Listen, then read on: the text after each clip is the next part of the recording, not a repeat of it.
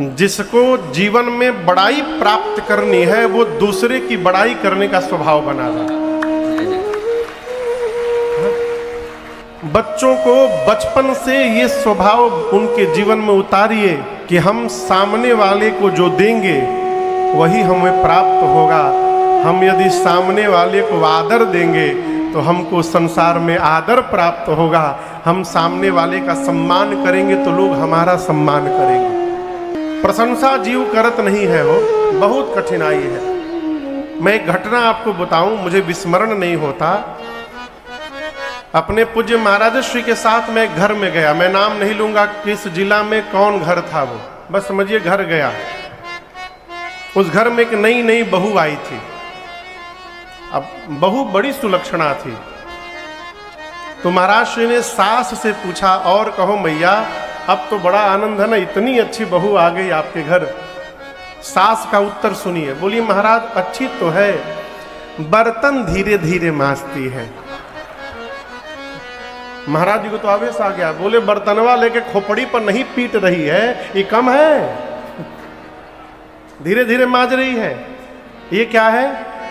कमी देखने का स्वभाव बन गया तो जहां जाएंगे कमी दिखाई पड़ेगा, और यदि अच्छाई देखने का स्वभाव बन गया तो कमी वाले जीव में भी कोई अच्छाई दिखाई पड़ जाएगी और हम धन्य हो जाएंगे। इसलिए जहां जाइए प्रशंसा करिए।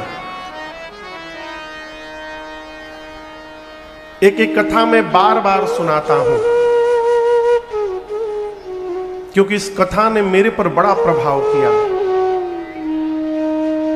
कलकत्ता में एक अखबार निकलता है जिसका नाम है सन्मार्ग, हिंदी अखबार है, समाचार पत्र। तो बहुत पहले जब मैं बहुत छोटी अवस्था में था, संभवतः 7वीं 8वीं में मैं पढ़ता होऊंगा, तो एक बार उस अखबार में एक कहानी मैंने पढ़ी और वो कहानी अब तक मेरे से विस्मृत नहीं हुई। एक व्यक्ति कहीं भी जाता है तो लौट करके घर में आकर घर वालों से कहता है कि क्या अद्भुत भोजन कराया उन्होंने, ऐसा भोजन तो आज तक मैंने कभी पाया ही नहीं।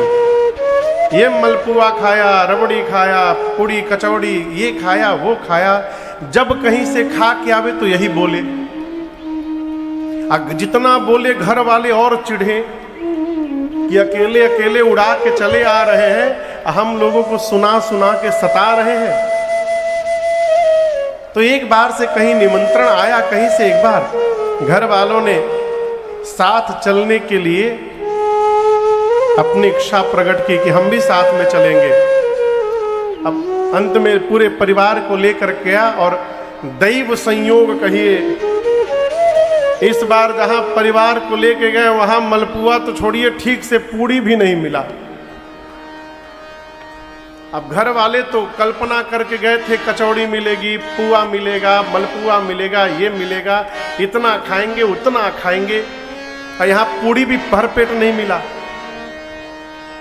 लौटते समय बच्चे कोसना प्रारंभ किए, पत्नी कोसना प्रारंभ की, कौन से मालपुआ आप खाते हैं आज पता चल गया।